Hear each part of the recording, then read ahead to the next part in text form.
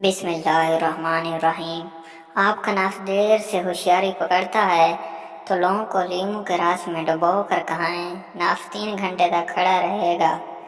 सुबह सवेरे आपका नफ्स खड़ा नहीं होता तो समझ जाओ तुम कभी बच्चे पैदा नहीं कर सकोगे। औरत के पास जाते ही कतरे निकल आते हों तो काले अंगूर खाओ, कतरे आना बंद हो जाएंगे।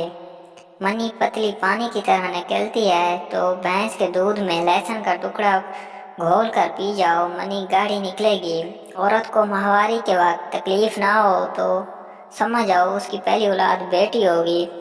औरत का मज़ा देर तक लेना चाहते हो तो चुकंदर के रस में खुश्क अनारदाना मिलाकर पी लिया करो। तुख मलंगा में बादाम पीस का नफ्स पर लगाने से नफ्स के बांस की तरह सीधा हो जाता है। जिस औरत की शर्मगाह से बदबू आती हो ऐसी औरत जानी औरत होती है। हम बिस्तरी करने से पहले शहद जबान के नीचे रख दिया करो, मनी शहद जैसी गाढ़ी आएगी। छोटे नफ्स पर मौसमी माल्टे का छिलका रगड़ने से नफ्स का साइज बढ़ना शुरू हो जाता है। नफ्स पर बर्फ रखने से नफ्स की रगें मजबूत होती हैं। पेशाब पीले रंग का आ जाए तो समझ जाओ गुर्दे में पथरी हो रही है। नफ्स के ऊपर दाने निकल आए तो समझ जाओ नफ्स टेढ़ा होने वाला है। पखाने में ब्लड आना शुरू हो जाए तो समझ जाओ बवासीर होने वाली है। पखाना काले रंग का होना शुरू हो जाए तो समझ जाओ तुम्हारे मैदे में जख्म हो चुके हैं। लसूड़े का छिलका नफ्स पर मसलने से नफ्स रेड़ की तरह लंबा होना शुरू हो जाता है।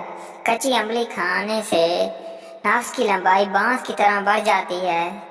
हम बिस्तरी के दौरान कपूड़ों पर खारिश करने से नफ्स की मनी देर से निकलती है। सर्दी में गर्म मूंगफली खाने से मर्दाना ताकत में इजाफा होता है। सांप की चर्बी नफ्स पर लगाने से नफ्स की लंबाई सांप जैसी हो जाती है। 2 झटके मारकर फारिग हो जाते हैं तो गोंद कतीरा बकरी के दूध में डालकर पिएं। औरत खुद कहेगी दूसरी शादी कर लो।